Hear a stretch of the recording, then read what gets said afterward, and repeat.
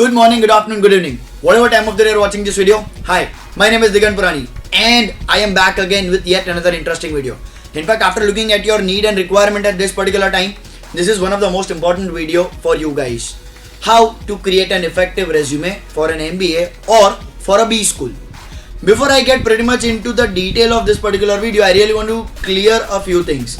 There is a big difference between a resume, a CV and a bio data. So what's a resume? A resume is a summary. What's a CV? CV is a little bit more extensive curriculum vitae.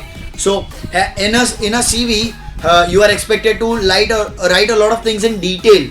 And a bio data is a biological, right? Biology related information or more of your personal information. What is expected in a B school? Most of the B schools, in fact, if I have to say, almost every B school will ask you to send a resume, or if you go for a personal interview, carry a resume along with you. I hope you have seen my previous video on how to ace a personal interview. If not, I would strongly recommend you to go back and watch that particular video to gain a lot more information, because these two videos definitely go hand in hand, right? Whatever you write in a resume, be expected to be asked about questions from that resume in your personal interview. In fact, a resume becomes the most important ingredient where you can drive your interview. So definitely both the videos are absolutely important for you guys. So moving on further, let me go pretty much in detail about what is a resume. It's a summary of qualification. Like I said, a resume is a shorter version of a CV. Hence, you are not expected to write all of it. You are just expected to highlight the most important key aspects. I am going to take you through a particular resume. I am going to talk about what are the do's and don'ts, what you should include, what you should not include, and I am going to talk about the order. ठीक है, on a lighter note, chronology तो आप समझते ही हो, पर नहीं, बहुत सारे लोग नहीं समझते, इसीलिए वो बताना भी जरूरी है. ठीक है. It is not built to give you a job. That is very important thing that I have to tell you. It's not built to give you a job. मतलब resume दे दिया और job हो गया, ऐसा जरूरी नहीं है. Resume gives you an opportunity to sit in front of somebody for a personal interview. Even if you go for your lateral placements after your MBA or after your graduation, resume's job is to allow you to talk in a personal interview.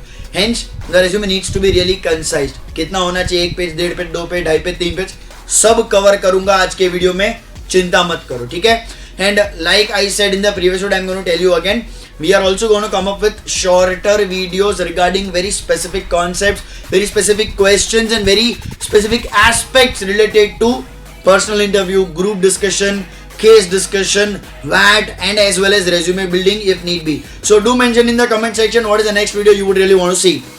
It has to be custom made, right? Point number 4, the bullet number 4, the fourth bullet is very important. It cannot be generic. A generic resume, trust me, will only end up into a dustbin. Okay? It does not add any value to you, right? It's your resume. It's not some James Miller, right, which you copied it over Google. I'll tell you what happens when you copy things in a resume. I want you to take a look at the last paragraph, right? It's a career objective to work in a world-class organization where my technical and managerial aptitude and attitude are justified so that I can contribute to the continuous growth of the organization and to be part in the strategic decision making. पता चल रहा है team, right? So, okay, पता चल रहा है, मेरे को बीच में ही बोल देना पड़ा क्योंकि नहीं पता चल रहा है. मतलब seriously, is this even a statement which adds any value to it? It's nothing but a bunch of few good words assembled together. That is not a career objective. Okay? What is a career objective? Don't worry, I'll talk about it in due course of time. But this is something that I really wanted to tell you. एक copy करोगे तो फंसोगे. ठीक है? चलिए, let's straight away jump on to the components of a resume. Name. Now I really want you to think. ये पूरे slide में मैं एक पॉइंट आपके सामने रखूंगा. नहीं रे गोट टू थिंक चाहिए कि नहीं चाहिए. No points for guessing. Name चाहिए. नेम के बगैर कैसे पता चलेगा आपको कि चल रहा है कि नहीं चल रहा है? तो of course name is something that is required. Age, right? Why? My question is why. क्यों जरूरत है? ठीक है, जहां पे पर्सनल डिटेल्स मांगी होगी वहां पे आपने एनीवे डेट ऑफ बर्थ डाला होगा. In a B school, as you do not have to mention it in your resume. Absolutely no, नहीं चाहिए अपने को. ठीक है. जेंडर, क्यों? दिख रहा है ना बंदा या बंदी जो भी है, ठीक है? क्यों? Again I am telling you, your resume needs to be crisp and concise so that the most important information only goes into that, ठीक है? जो आप नॉर्मली ऑब्वियस चीज है उसके बारे में आप नहीं करोगे, ठीक है? Yes, I am going to break a lot of myths in this particular video, right? So that is exactly what I want to tell you कि नहीं जाएगा आपका gender. And again, everything I am going to talk about is all my knowledge and it's completely my view, ठीक है? You can always agree to disagree. I don't have a problem with that. Address, again, you may or may not say, but generally I will say you should write an address because that is your mode of communication. So whoever is taking your interview or the organization or the institute, if they want to reach out to you, address becomes important, right? Where will they reach out to you? Hence address is important. खास करके आजकल KYC के चलते भी जरूरी बन जाता है, ठीक है? Mobile number, yes, that's a contact coordinate. You can and you should write that in your resume. Email ID, yes, because that is how they will get in touch with you. So you should write that, ठीक है? Blood group, blood type नहीं चाहिए. क्यों? मतलब क्या bank में जा रहे हो, अरे ब्लड बैंक में जा रहे हो, हॉस्पिटल में जा रहे हो, नहीं चाहिए. हाइट नहीं चाहिए, वेट नहीं चाहिए. क्यों चाहिए आपको wait? Why do you want to write your height and weight in your resume? This is not a biodata. या मैं शादी के लिए जा रहा हूँ तो डालो, बाकी जरूरत नहीं.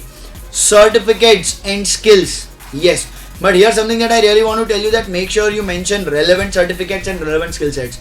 तो इस पे मैं थोड़ा डिटेल में करूंगा कि अगर आप एक बी स्कूल के लिए जा रहे हो और अगर आपने 7th 8th 9th 10th standard में कहीं पे ड्रामा में आपने पार्टिसिपेट किया है तो सर डालना के नहीं डालना, दैट डिपेंड्स ऑन आपके पास इसके अलावा क्या है बोलने को, ठीक है? Drama would be probably just showing my cultural side, right? My ability to do something which is beyond the realm of my requirement, मतलब जो जरूरी था उसके अलावा मैं कुछ कर सकता हूँ ये बताने के लिए, बाकी रेलेवेंट नहीं है. MBA में ड्रामा नहीं करना आपको, ठीक है? रंगोली कंपटीशन नहीं करनी है आपको, right? Relevant could be may be a marketing certificate, a finance related certificate, in operations. आपको जिस फील्ड में MBA करना है, बिजनेस एनालिटिक्स में करना है और आपने गूगल एनालिटिक्स किया तो boss definitely that should be your one of the top talking points, right? Okay, if you are awarded at national level or international level, so you can always talk about, but that again would not be the top thing, ठीक है? मतलब let's say if you were awarded by the president of the India, you should talk about it, ठीक है? You can drive your interview from there. So again I'm telling you, whatever you want to write, you should write where you can drive your interview, ठीक है? अगर आप उसके बारे में लेके जा सकते हो जो आपको एक स्टीरियोटाइप कैंडिडेट से अलग करता है, that should be your most important viewpoint when you are sitting for a personal interview as well as when you are drafting your resume. So अगर आपको कुछ अलग करता है, ठीक है? आपको पता है यार, ठीक है, माना वो ड्रामा था पर प्रेसिडेंट का अवार्ड मिला था मुझे इसके लिए, राइट? बहुत कम लोगों को मिला होता है, तो आप उसके बारे में लिख सकते हो, ठीक है? So again such things are always case basis. So do not take the entire video as a generic. Sir ने बोला ड्रामा नहीं डालना, पर मुझे अगर सुभाष घई ने अवार्ड दिया था या ऐसे कोई बहुत बहुत बड़े लेवल पे मैं जीता हूं या जीती हूं तो आप डेफिनेटली डाल सकते हो, ठीक है? Otherwise I will say no, जरूरी नहीं है ये सब नॉन रेलेवेंट चीजें डालना, ठीक है? और अगर आपके पास ऐसा एक आध डाल देते हो तो चल जाता है, प्रोवाइडेड यू हैव गॉट जैसे मार्केटिंग का एक डाल दिया, फाइनेंस का डाल दिया, फिर आपने कहीं पे कोई रोबोटिक्स की जैसे आपका ग्रेजुएशन था लेट्स से, उसके रिलेटेड आपने कुछ जीता है तो वो डालो. और चौथे पांचवें नंबर पे आप ये वाला डाल सकते हो जहाँ पे आपने एक नेशनल लेवल पे कुछ जीता है, स्टेट लेवल पे कुछ जीता है. Because again I am telling you, college level पे या इंटर मतलब सिटी लेवल पे भी जीतने वाले बहुत सारे लोग होंगे, ठीक है? सो अगर आप ऐसा डालते हो कि भाई हाँ एक पर्टिकुलर स्टेट में इवेंट था या एक पर्टिकुलर सिटी में इवेंट था, 4-5 कॉलेजेस 10-15 कॉलेजेस आई थी और हम जीते थे, पर वो रेलेवेंट नहीं है, मैं उसकी बात कर रहा हूँ अगेन. तो ऐसे बहुत सारे लोग होंगे जिन्होंने लिखा होगा. So this should not be your one of the top things to write. Next, moving on to career objective. Now this is very tricky, ठीक है? थोड़ी देर पहले मैंने आपको एक करियर ऑब्जेक्टिव बताया था. If you ask me personally, I will say it is a grey zone, ठीक है? So again green zone, red zone और ग्रे जोन की बात करूं तो red zone is something no, green zone is something yes, and career objective जैसे grey zone में आपको जो भी स्लाइड पे दिखने वाला है that is maybe not, that depends on how well you are able to carry that. If you ask me personally, मैंने मेरे रेज्यूमे में कभी भी करियर ऑब्जेक्टिव नहीं डाला था. क्यों? सुन लीजिएगा क्यों. because I always had a lot more things to talk about. See, I'll tell you what is, according to me, what is not so great about career objective is, career objective में generally आप वही लिखते हो जो आप करना चाहते हो, ठीक है. अब मेरी पर्सनालिटी थोड़ी ऐसी है कि करना चाहने वाले लोग तो बहुत होते हैं, ठीक है. मतलब हाँ, मुझे भी एक स्ट्रैटेजिक डिपार्टमेंट में बहुत हाई लेवल पे जाना मेरा एस्पिरेशन है, वो मैं मेरे इंटरव्यू में बता दूंगा, तो मैं रेज्यूमे में क्यों लिखूं उसके बारे में, right. So I am sure that in most of the interviews I will be asked that what do you aspire to become in next 5 to 10 years. So यहाँ पे मैं बता दूंगा. So the message is passed. I don't see a formal document जिसका वैसे ही एक length limit होता है, उसमें मैं करियर ऑब्जेक्टिव डालूं.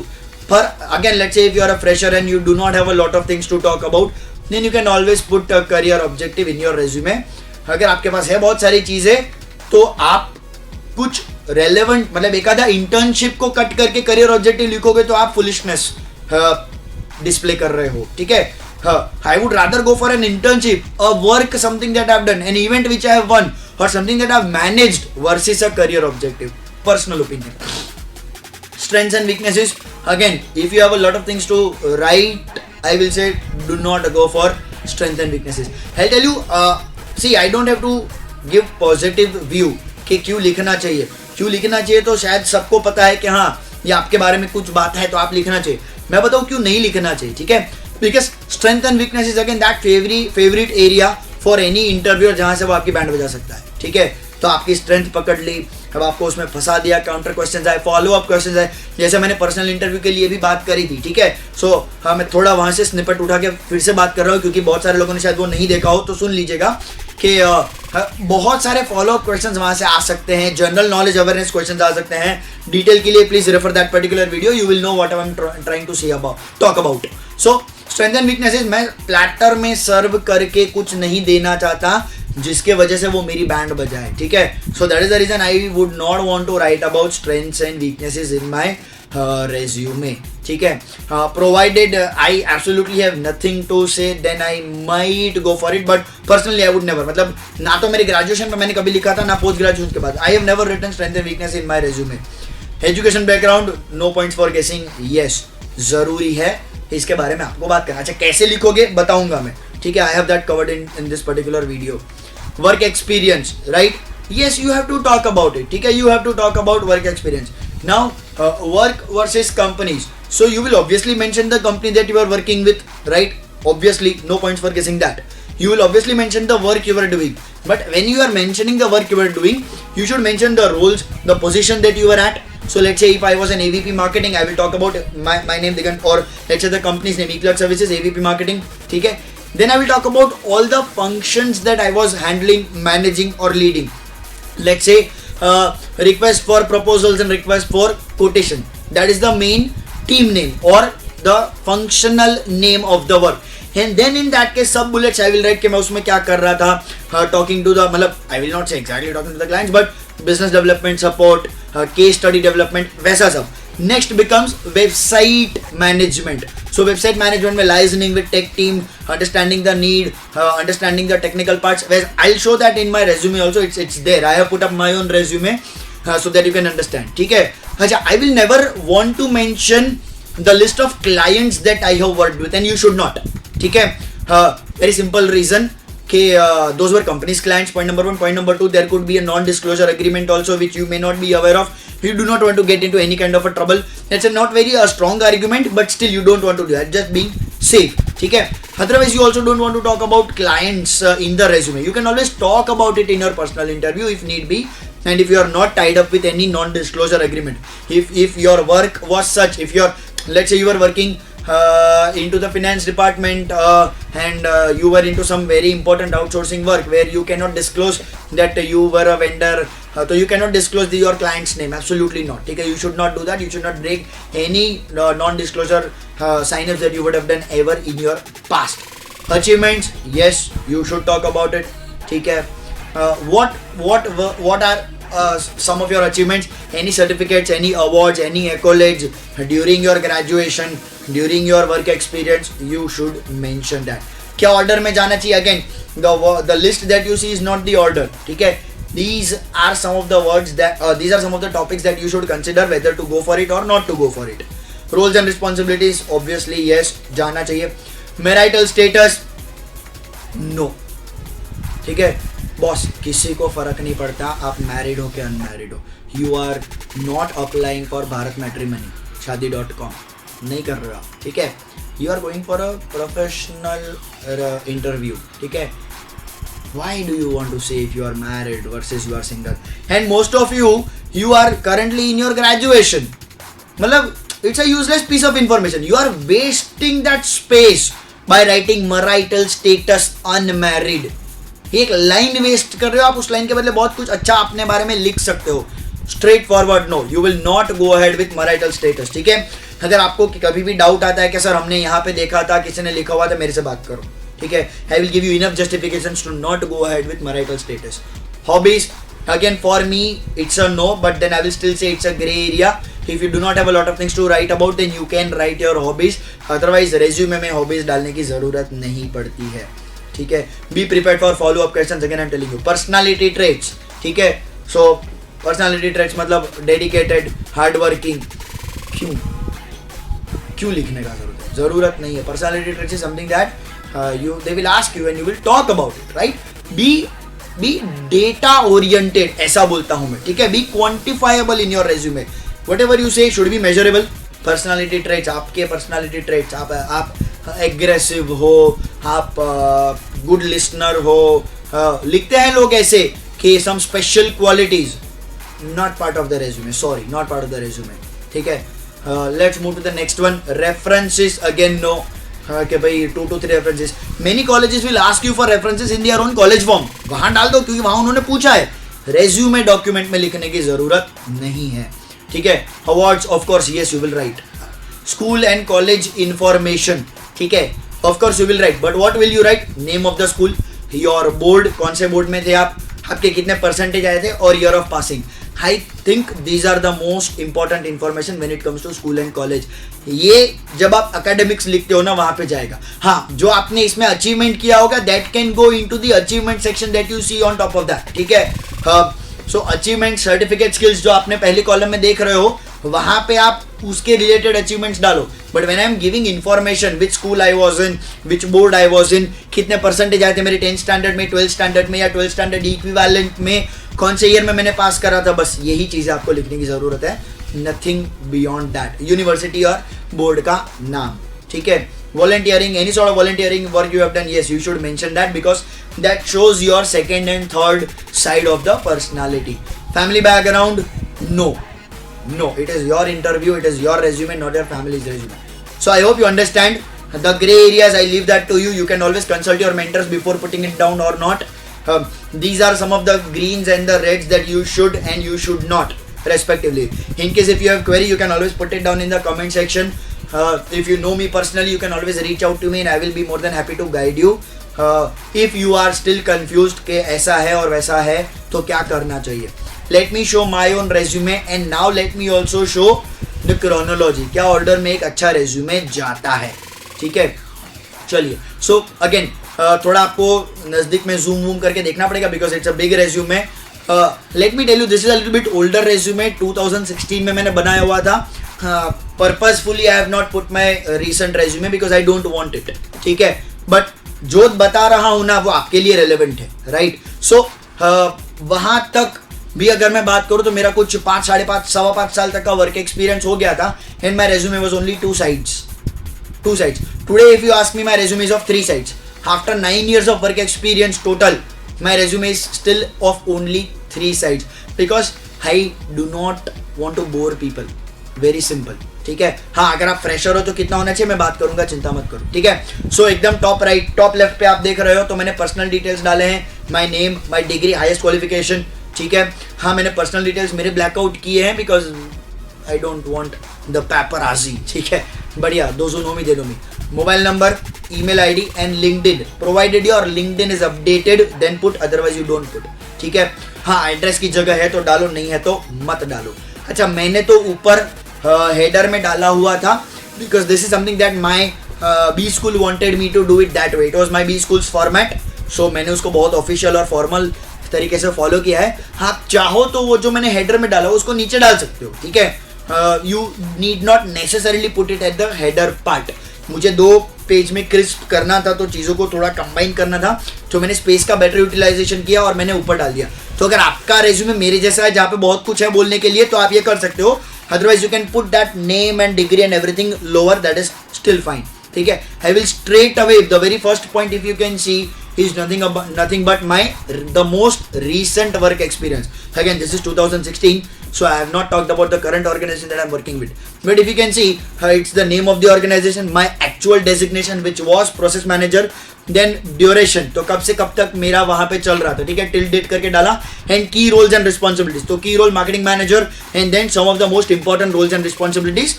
मतलब ये 3 टीम थी जिसको मैं लीड कर रहा था, तो मैंने वो 3 मेन फंक्शनैलिटी को लिख दिया है. एंड देन उसके नीचे specialisation and responsibilities and achievements में मैंने एक चीज का स्पेशलाइजेशन डाला हुआ. So digital marketing lead and project delivery management. And then उसके थोड़ा आप वीडियो पॉज करके जूम करके देख सकते हो. I am sorry but I have to talk a lot about in one particular slide, तो थोड़ा ये छोटे फॉन्ट में है. ठीक है. बट यू कैन ऑलवेज थोड़ा जूम करके पढ़ सकते हो, दिक्कत नहीं है. I have no problem with that. So job tenure हो गया, करंट डेजिग्नेशन हो गया, could be the last if you are no longer working. मतलब अगर आपने जॉब वॉब छोड़ दी है और this was your last organisation, then you can mention from and to date, you can mention total tenure उसी में.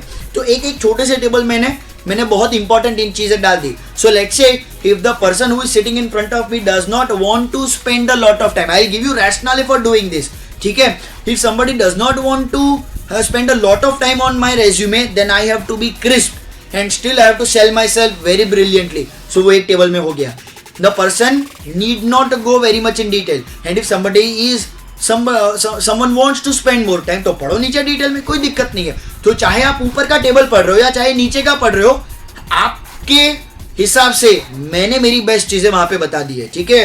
और थोड़ा सेलिंग वाला आइडिया डाला है कि अगर मैं ऐसा लिख रहा हूँ कि let's say centralized marketing and branding, so somebody would be interested to know what is the centralized marketing and branding, तो वो नीचे पढ़ ले.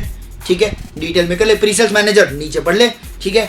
COE एंड BD सपोर्ट नीचे पढ़ लो, आपको पता चल जाएगा. सो नीचे वहां पे मैंने सेम 4-5 चीजों को डिटेल में लिखा हुआ है. सो पहला block probably towards the end where you see the second table जहां पे टाटा कंसल्टेंसी सर्विस लिखा है, तो ऊपर वाला table is entirely of my last organisation.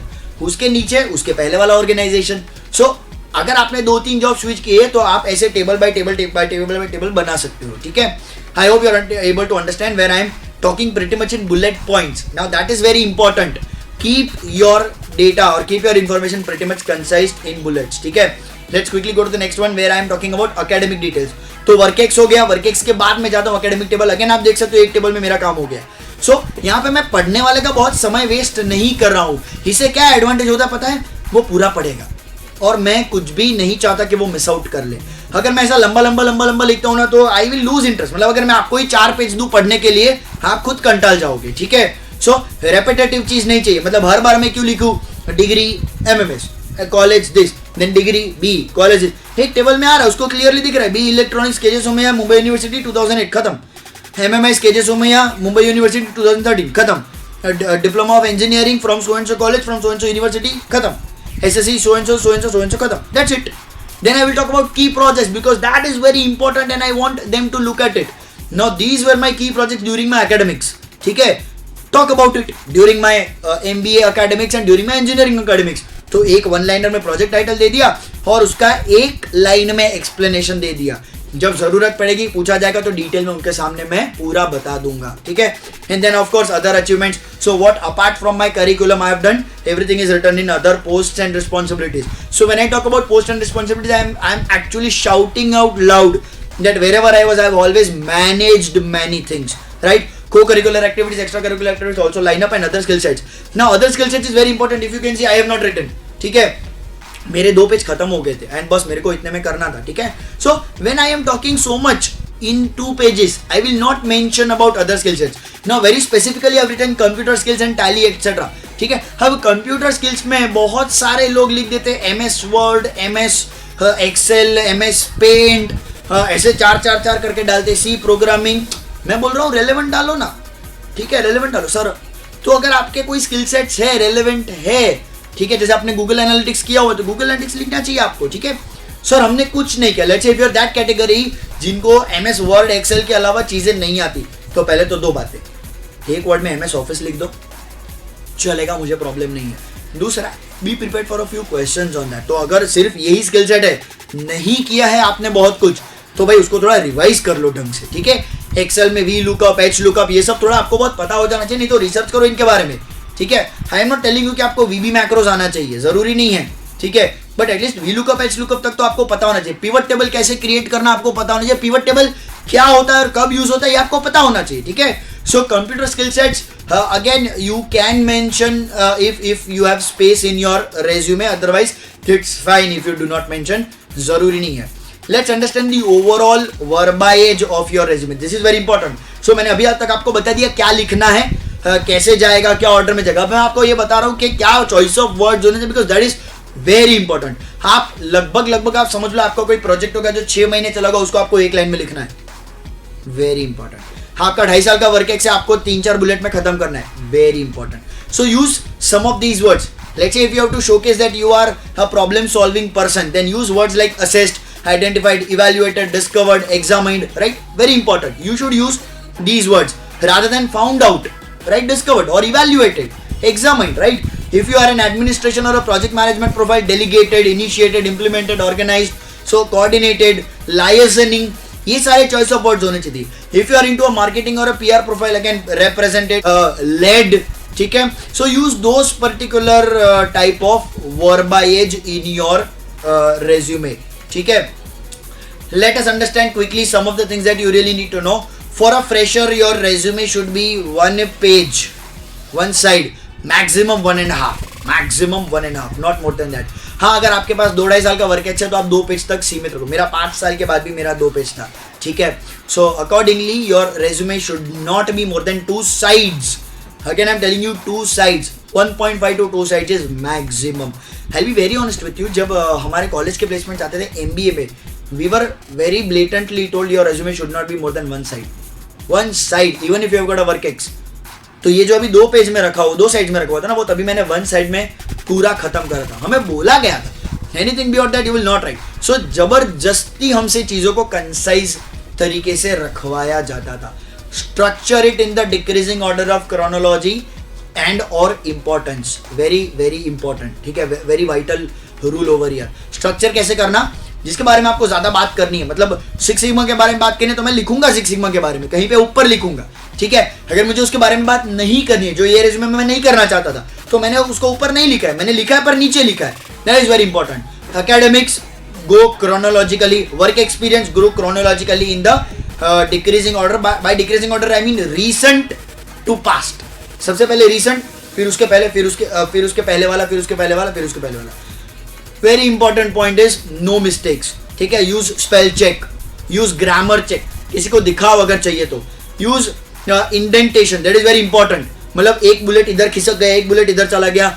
मैं बहुत क्लियरली बता रहा हूं, जब मैं पैनल होता हूं, जब मैं इंटरव्यू लेता हूं और मुझे एक ऐसा रेज्यूमे दिखता है ना कि एक बुलेट इधर है, एक बुलेट उधर है, स्पेसिंग बराबर नहीं है, कहीं सेंटर स्पेसिंग किया है, कहीं लेफ्ट अलाइनमेंट किया है, मतलब मेरे को ऐसा लगता है कि यार इसको ना ये पेपर उठा के मुंह पे मार दूं। मैं कर नहीं सकता क्योंकि नहीं कर सकते, obviously I am not allowed to do that, but मन तो करता है, ठीक है। That really shows that the person is not into details, ठीक है। मतलब आप समझो यार, अगेन मैंने इंटरव्यू के इसमें भी बताया था, मैं अभी भी बता रहा हूँ, आप आगे जाके 100 करोड़ की कंपनी मैनेज कर रहे हो, you can not be shabby, and if you are shabby in your resume, I am sure you are shabby in your life, that is what I want to believe, ठीक है। आप एक बात समझो, जो इंटरव्यू लेता है ना आपका, वो तो ये प्रूव करने के लिए बैठा है कि तुम लायक नहीं हो, तुम्हें उसको गलत साबित करना होता है, पता चल रहा है। सो हमें तो एक भी गलती नहीं कर सकते, पता चल रहा है, right. So I hope you understand, you are not even allowed to make a single mistake. Please take a very good look at font size and style. मैं आपको बताता हूँ, जनरली हम रेज्यूमे बनाते हैं वर्ड डॉक्यूमेंट में, तो word document is not a very user friendly tool. तो आपने सेव कर दिया, फिर वो सेव अलग वर्जन में हो गया, आपने उसको कभी चेक ही नहीं किया और उसका पूरा इंडेंटेशन हिल जाता है। Please please please be very much careful, which means let's say if you have to submit a resume somewhere, you have to be prepared. अगर 12 बजे को सबमिट करना है तो सुबह तक या एटलीस्ट एक दिन पहले तक आपका वो पूरा रेडी होके एकदम परफेक्ट हो जाना चाहिए। बिकॉज वर्ड में होता है, मैंने बहुत बार देखा हुआ है, ठीक है, फाइल करप्ट हो जाती है, बहुत कुछ होता है। Always keep multiple copies of your resume, मतलब एक ईमेल पे चढ़ा दो, एक पेन ड्राइव में रखो, आपको टेंशन चाहिए नहीं। आप वहां गए, ठीक है, आपको प्रिंट आउट नहीं मिला या प्रिंट नहीं चला, उन्होंने प्रिंट लेने से मना कर दिया, तो ईमेल पे था, आप पूछ के उनको बोल सकते हो if that's fine can I send it over the email. Keep your final updated resume over your email, very important point, ठीक है। In today's world everything is at fingertips, you can immediately send it to anybody who you want to send to. Be clear, be concise, it's not the time to be wordy over here, ठीक है। यहाँ पे बहुत लंबा लिखने की जरूरत नहीं है, आप सामने वाले को बोर कर दोगे, बहुत सिंपल सी बात करो, resume is not the place, do it in your interview, I will be more than happy, ठीक है। कंटेंट रूल्स ओवर डिजाइन, ठीक है। Let's just take a look at the first part of the sentence. Content जो आप अंदर लिख रहे हो ना, दैट रूल्स ओवर डिजाइन, मतलब आप एकदम बढ़िया कलरफुल रेज्यूमे लेके जाते हो, लेकिन अंदर आपने कुछ खास नहीं लिखा है ना, वो इंप्रेस नहीं करेगा। इनफैक्ट मैं तो यही फिर सोचूंगा कि क्योंकि इसके पास कुछ बताने को नहीं है तो ये कलर में जा रहा है, ठीक है। If you observe right, despite a great work ex and everything, my resume was not a colourful resume. क्यों? बहुत लोगों को ऐसा होता है, मैजेंटा में व्हाइट फॉन्ट डाल दिया, अरे पागल लोग, ठीक है, पढ़ने में ही नहीं समझ में आता। मेनी अ टाइम्स रेज्यूमे जो आप बनाते हो ना कलर में, इवेंचुअली जब जाता है तो ब्लैक एंड व्हाइट प्रिंट होके जाता है, कोई फायदा नहीं, ठीक है। Yes, if you are going for a very creative type of a profile, तो आप ऐसा करो कि अगर आप एकदम क्रिएटिव, आपने फोटोशॉप में कुछ बढ़िया 5-6 प्रोजेक्ट्स किए हुए और आप वही जॉब के लिए जा रहे हो, you are going as a creative designer, then it is fine. Then in that case, what also I will recommend is keep one formal resume, keep one colorful resume, and carry your portfolios with you, where you will showcase your designs. A resume is still not the place to showcase your colorful creativity. ठीक है? Most important point: be ready to justify every single word. Every single word. ठीक है? Be ready to justify. Be ready for a follow-up question. मतलब मैं तो आपको ये advice दे रहा हूँ अभी के अभी कि एक बार आपका रेज्यूमे बन जाता है ना, आप खुद पैनल बन जाओ और देखो कि इस पर्सन की एक एक वर्ड पे कैसे बैंड बजाई जाए, कैसे फॉलो अप क्वेश्चन दी जाए, कैसे काउंटर क्वेश्चन दिए जाए। Very important. Last but not the least, I will tell you, sell yourself, right? Take it with a pinch of salt. You like to sell yourself और you don't like to sell yourself, resume is to sell yourself in a very concise and a crisp way. अच्छा, क्या करना है ये तो बता दिए, क्या नहीं करना ये भी जरूरी है, तो बता देता हूँ फटाफट। अनवांटेड ब्राइट कलर्स, नो, मतलब keep it black and white, I do not have a problem with that, ठीक है। नेक्स्ट, अनवांटेड इन्फॉर्मेशन नहीं डालनी है। मैंने अभी थोड़े दिन पहले एक रेज्यूमे देखा था एक स्टूडेंट का, ये डाल दिया था, वर्क एक्सपीरियंस नील। क्या जरूरत है? नहीं किया तो डालो मत ना, मतलब फिर आप डालोगे अदर स्किल्स नील, हॉबीज नथिंग। अरे तो अगर नथिंग है, नील है, तो क्यों बताना? मत डालो ये, ठीक है। It's stupid thing to do, ठीक है। हाँ, फालतू में एक स्पेस वेस्ट कर रहे हो। Let me be very honest with you. Flowery jargons and language, again मैंने बोला था use better words, but don't use flowery jargons. जो मैंने शुरुआत में एक आपको करियर ऑब्जेक्टिव बताया था, उसके बारे में बात कर रहा हूँ मैं। Grammatical, spelling mistakes, formatting errors, no no no. Do not copy paste from anybody. Don't be a Shashi Tharoor if you are not one, ठीक है। You are not a Shashi Tharoor, don't be one. हाँ, अगर आपकी लैंग्वेज अच्छी है, अगर आप उसको कैरी करोगे, अगर आप बात ही ऐसे करते हो, तो मेरे को कोई दिक्कत नहीं है। Otherwise do not use words that you cannot justify or that are not in alignment with your personality. And one more thing is, do not bluff, right? Please, कुछ भी गलत मत लिखो। It's a resume, it's a very formal document, it's a very official document. गलत लिखोगे, पकड़े जाओगे, band बज जाएगी, ठीक है। I hope you enjoyed the video. This was crisp one, like I said. Do like and subscribe our particular channel and do let us know in the comment section आप अगला वीडियो कौन सा चाहते हो। Till then, I wish you all the best. Stay home, rather wherever you are. Stay safe. Take care. This is Digan Prani signing off. Thank you.